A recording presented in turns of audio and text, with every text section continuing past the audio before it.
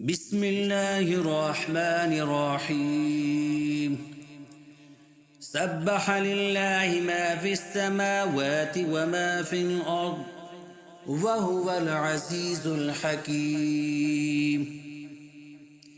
يا أيها الذين آمنوا لم تقولون ما لا تفعلون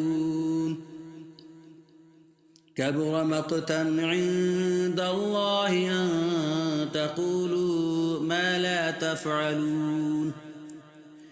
إن الله يحب الذين يقاتلون في سبيله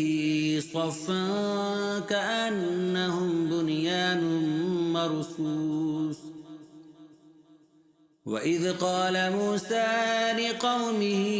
يا قوم لم تؤذونني وقد تعلمون أني رسول الله إليكم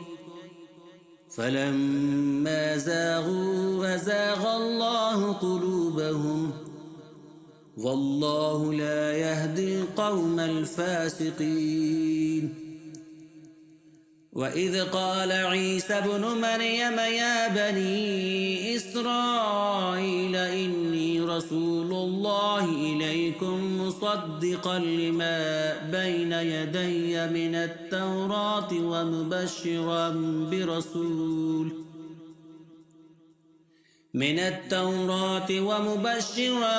برسول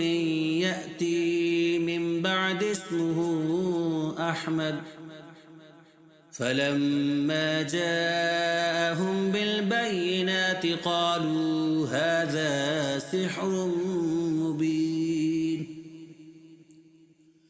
ومن أظلم ممن افترى على الله كذبا وهو يدعى إلى الإسلام والله لا يهدي القوم الظالمين يريدون ليطفئوا نور الله بأفواههم والله متم نوره ولو كره الكافرون هو الذي أرسل رسوله بالهدى ودين الحق ليظهره على الدين كله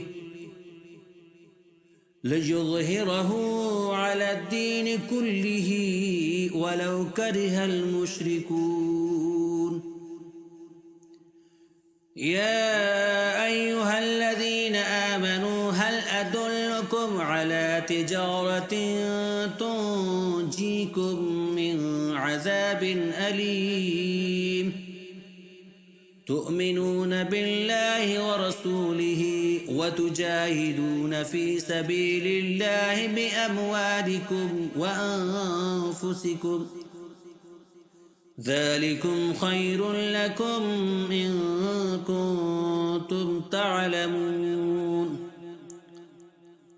يغفر لكم ذنوبكم ويدخلكم جنات تجري من تحتها الأنهار ومساكن طيبة في جنات عدن ذلك الفوز العظيم وأخرى تحبونها نصر من الله وفتح قريب وبشر المؤمنين يا أيها الذين آمنوا كونوا أنصار الله كما قال عيسى ابن مريم للحواريين من أنصاري إلى الله قال الحواريون نحن أنصار الله فآمنت طائفة من بني إسرائيل وكفرت طائفة